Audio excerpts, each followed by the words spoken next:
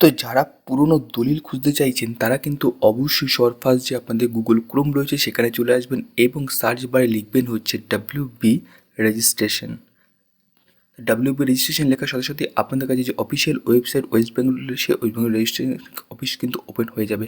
তো এখানে জাস্ট আপনারা একটা ক্লিক করে দেবেন, ক্লিক করার সাথে সাথেই কিন্তু আপনাদের সামনে যে অফিসিয়াল ওয়েবসাইট সেটা আপনার সামনে চলে আসবে এবং জাস্ট আপনার একটু নিচে আসবেন, নিচে একটু স্ক্রল করে আসবেন, স্ক্রল করে আসার পর এখানে দেখুন লেখা রয়েছে সার্চ অফ ডিড, এই যে দেখতে পাচ্ছেন এই জায়গায় সার্চ অফ ডিড, এতে জাস্ট একটা ক্লিক করুন। ক্লিক করার সাথে সাথে আপনার সামনে ঠিক এরকম একটা উইন্ডো চলে আসবে। তো এখান থেকে আপনি প্রথম যে অপশানটা রয়েছে বাই সেলার বাই প্রপার্টারি বা পার্টি নেম, সেটাতে জাস্ট একটা ক্লিক করুন।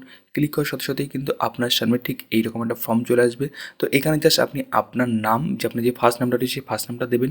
যদি মনে করেন যে লাস্ট নাম দেবেন তাহলে লাস্ট নাম দেবেন। এখানে আপনি কোন সালের ইয়ারটা, মানে কোন সালে দলিল খুঁজছেন সেই ইয়ারটা আপনি এইখানে দেবেন এবং আপনার ডিস্ট্রিক্টটা কোথায় রেজিস্টার রয়েছে জাস্ট এই ডবলনে ক্লিক করবেন, সেটা আপনি এখান থেকেই দেবে কোথায় রেজিস্টার রয়েছে। তো আপনারটা যেখানে থাকবে সেটা আপনি এখানে সিলেকশন করবেন। সিলেকশন করার পর নিচে যে কোডটা দেখতে পাচ্ছেন এই কোডটাই সিকিউরিটি কোডের মধ্যে বসাবেন। বসানোর পর জাস্ট ডিসপ্লেতে ক্লিক করবেন।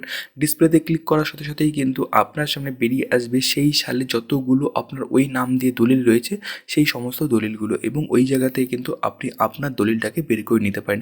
এভাবেই আপনার যত সালের পুরনোই দলিল হোক না কেন সেটা কিন্তু আপনারা বের করে নিতে পারেন। যদি এর সম্পূর্ণ পুরো প্রসেস জানতে চান তো অবশ্যই নিচে কমেন্ট বক্সে কমেন্ট করে দেবেন।